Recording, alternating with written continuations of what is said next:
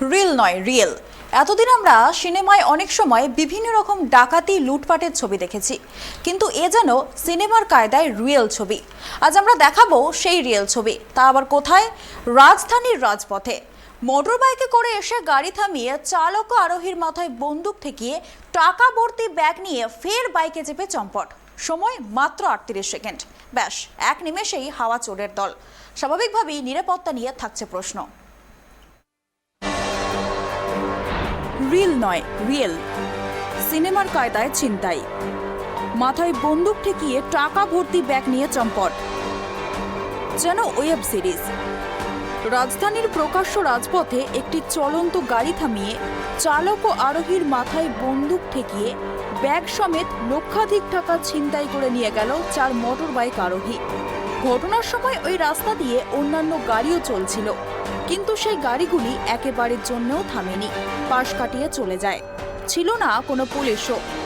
একেবারে সিনেমার কায়দায় চাঞ্চল্যকর ঘটনাটি ঘটেছে দিল্লির প্রগতি ময়দান টানেলে। পুলিশ জানায়, এক ডেলিভারি এজেন্ট এবং তার সহযোগী একটি গাড়িতে করে টাকা ভর্তি ব্যাগ নিয়ে যাচ্ছিলেন। 4 দুষ্কৃতী মোটর বাইকে করে এসে প্রগতি ময়দান টানেলে তাদের গাড়ি থামিয়ে 1.5 থেকে 2 লক্ষ টাকা ভর্তি ব্যাগ ছিনতাই করে নিয়ে যায় বলে অভিযোগ। গাড়ির চালক ও আরোহীর মাথায় বন্দুক ঠেকিয়ে তারা টাকা ভর্তি ব্যাগটি ছিনতাই করে নিয়ে যায় বলে অভিযোগ। ঘটনাটি ঘটেছে গত 24শে জুন শনিবার। গোটা ঘটনার তদন্ত শুরু হয়েছে। অভিযুক্তদের শনাক্ত করার চেষ্টাও চলছে। স্বরাষ্ট্রমন্ত্রী অমিত শাহের বাড়ি থেকে মাত্র 4 কিলোমিটার দূরে এই ঘটনাটি ঘটে। সময় মাত্র 38 সেকেন্ড। 2 লক্ষ টাকা ভর্তি ব্যাগ ছিনতাই, 4 দুষ্কৃতীর তাণ্ডব রাজধানীর রাজপথে। সিনেমার কায়দায় দিল্লির রাজপথে টাকা ভর্তি ব্যাগ ছিনতাইয়ের ঘটনাটি সিসিটিভি ফুটেজে ধরা পড়েছে।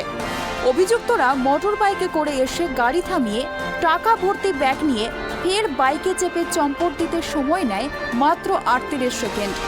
অভিযুক্তদের মুখ হেলমেটে ঢাকা ছিল, ফলে তাদের চেনা যাচ্ছে না। তবে অভিযুক্তদের খোঁজে তদন্ত শুরু হয়েছে বলে দিল্লি পুলিশ জানিয়েছে।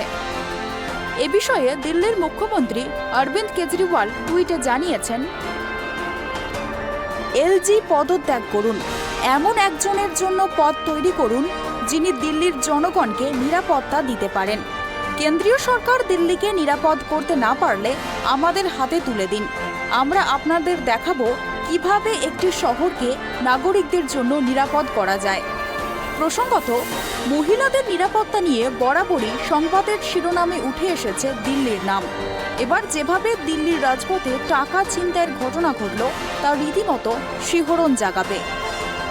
Bureau report, tribe TV.